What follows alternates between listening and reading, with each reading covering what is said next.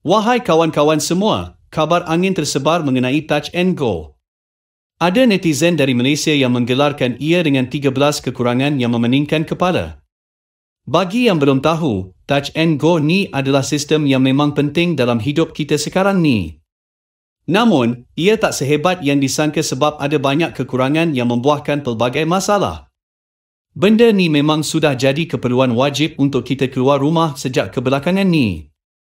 Tapi, walaupun ia nampak macam sangat memudahkan kita, jangan tertipu sebab sebenarnya ia punya banyak masalah yang akan buat korang tak boleh tahan.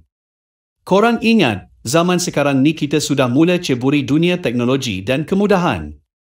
Namun, Touch 'n Go ni bukanlah sistem yang sempurna. Banyak betul masalah yang korang akan jumpa kalau guna Touch 'n Go ni. Kesian betul kat korang yang kena guna sistem ni dan terpaksa hadapi semua masalahnya. Semoga korang sabar dan tabah menghadapi semua cabaran yang diberikan oleh Touch 'n Go ni. Di awal-awal dahulu, Touch 'n Go memang laju betul. Kad bayaran pertama yang direka khas untuk membantu kita bayar tol tanpa menggunakan wang tunai, Touch 'n Go memang jadi penyelesaian bagi para pekerja sibuk yang nak menghemat masa perjalanan ke dan dari tempat kerja. Namun, seiring dengan berkembangnya perkhidmatan Touch 'n Go, ia jadi semakin menyakitkan hati untuk pengguna biasa. Masalah ni terutamanya ketara setelah adanya aduan awam dan penyiasatan kerajaan mengenai kekeliruan apabila Touch 'n Go menambah Visa Card ke dalam jajaran penawarannya. Jadi, apa yang boleh dilakukan oleh pelbagai kad pintar Touch 'n Go dan perkhidmatannya, bagaimana nak gunakan, dan yang penting, apa yang perlu kita tahu untuk mengelakkan rasa frustasi bila menggunakannya. Kepada pengguna-pengguna Touch 'n Go di luar sana, jangan risau. Meskipun ada beberapa masalah yang menimbulkan ketidakpuasan hati, tapi kita boleh juga cari jalan untuk mengatasi masalah. Jangan lepaskan peluang untuk menikmati kemudahan Touch 'n Go dalam hidup kita seharian. Memang jangan haraplah nak guna Touch 'n Go dengan senang hati. Ada terlalu banyak masalah yang membuatkan kita naik darah. Bayar tambah nilai pun kena charge 50 sen.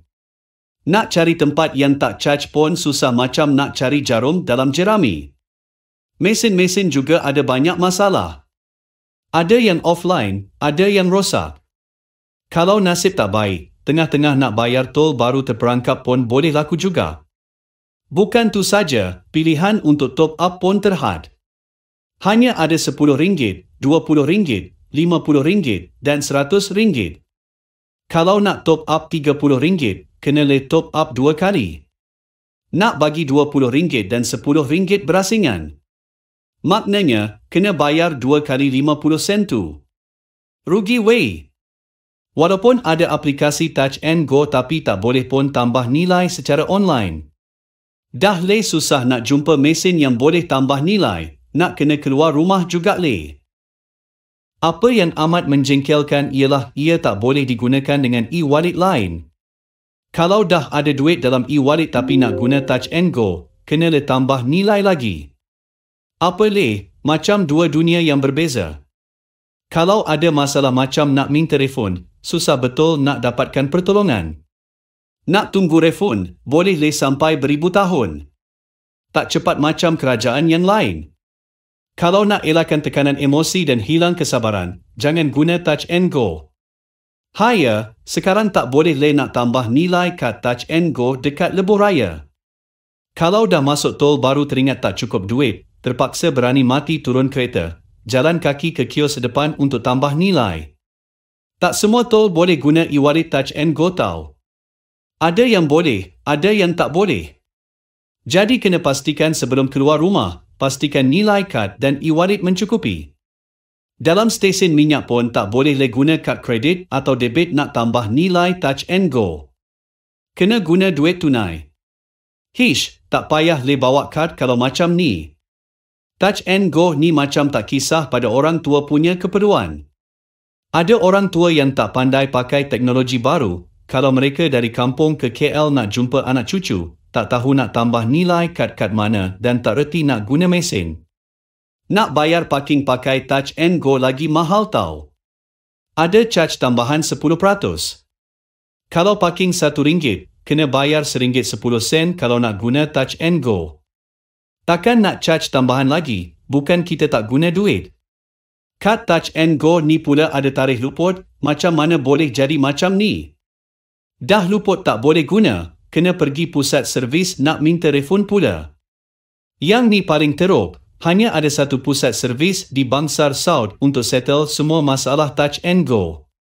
Kalau tak duduk dekat situ, kena late travel jauh-jauh.